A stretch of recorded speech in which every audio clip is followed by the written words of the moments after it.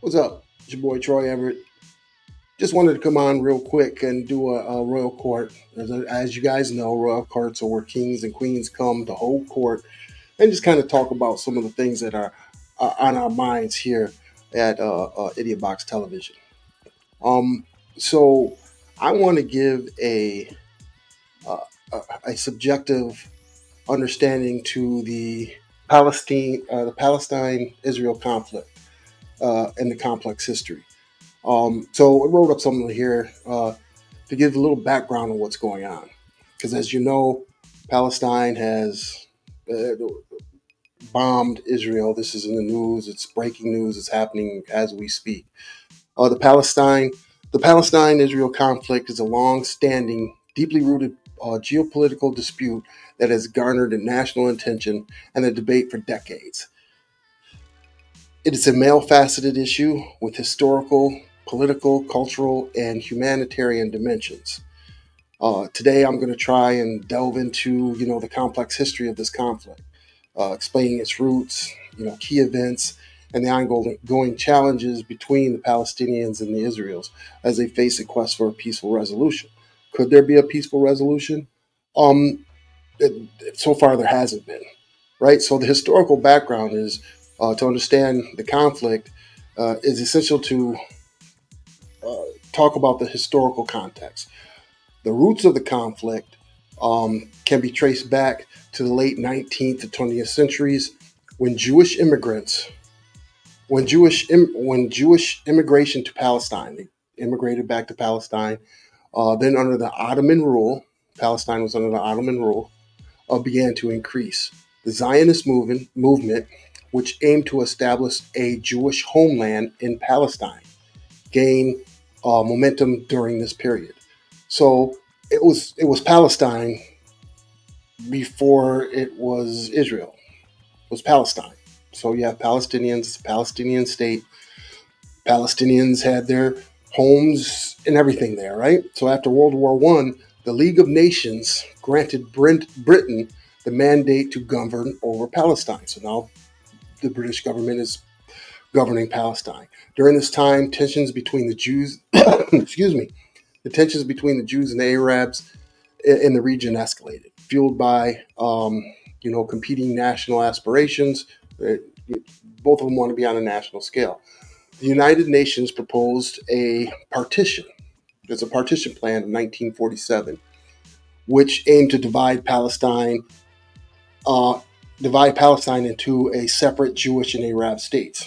Palestine, Israel, right? With Jerusalem as the international city. The plan was accepted by the Jewish leaders but rejected by the Arab states, leading to the first Arab Israel war, right, in 1948. So to recap, British say go into somebody else's land and say, hey, part of our colonialism, hey, we're going to do this. You guys have this side, even though you guys have been here all along. We're going to split it up. They can have this, you can have that. Um, Seem fair?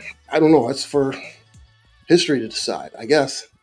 But in May 14th, 1948, David Ben Gurion declared the establishment of the state of Israel. This move forward.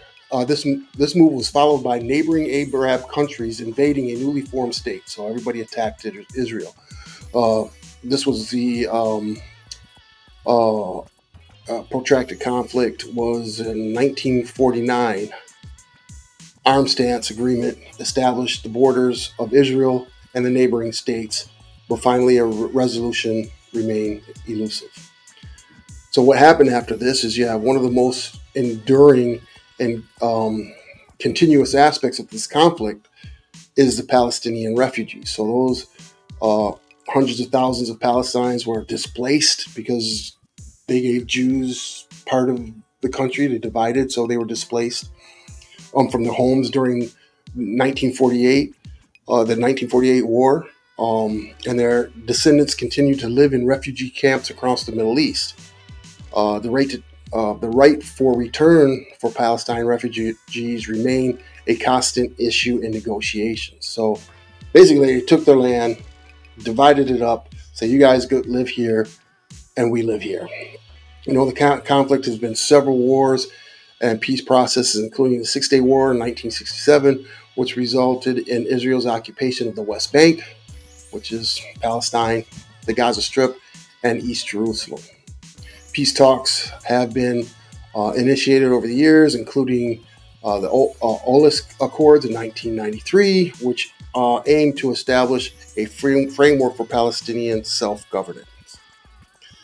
And now the challenges are, you know, you've got settlement growth. You know, the growth of Israel's settlements on the West Bank continue to be a major obstacle to peace. It hinders the possibility of continuous Palestine state. So it's like a land grab.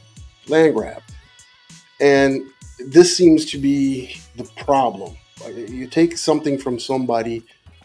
That's like, I live in my house, and my neighbor two doors down tells my other neighbor half of my house is now his. So you kind of see that would be a conflict. It would really be a conflict. Now, you also have security concerns. Israel's city security concerns for reasons of maintaining control over certain areas, while Palestine argues that these measures limit their freedoms of movement. So now you used to have a home, you can't go to your bathroom without going through a check. A check where you're probably discriminated against, treated badly. This is a terrible situation. The Palestine-Israel conflict is a deeply complex and emotionally charged issue that has spanned generations. It's been going on for a long time. While the path to lasting resolutions remains challenging, understanding the historical context of this multifaceted nature of the conflict is crucial. So we have to understand what's going on here. I don't have a dog in the fight either way. But if I was to look at it, again, objectively, you can't come to my house from somebody else's house and divide my house in half and say it's somebody else's without me being upset, knowing I've been there for generations. The state of Israel, when it was created, how can I say this objectively? I think it was unfair. I think it was unfair to the Palestinians. And I think to this day it's still unfair to the Palestinians, hence the anger. And I'm not pro-Palestine. I'm just looking at the facts that we have here, that we have read. Right? So that's my take on it. Hope we do some more deep diving on this. Tell me what you think in the comments below. Make sure you like, share, and subscribe to the YouTube channel. We come on every Thursday, 8 p.m., talk about different things. Could be a plethora of things that we talk about. Just come on, join the show. We invite you on. It's not just us three idiots talking. We would like for you to engage also. So tell me what you think about this conflict. Is this a fair conflict?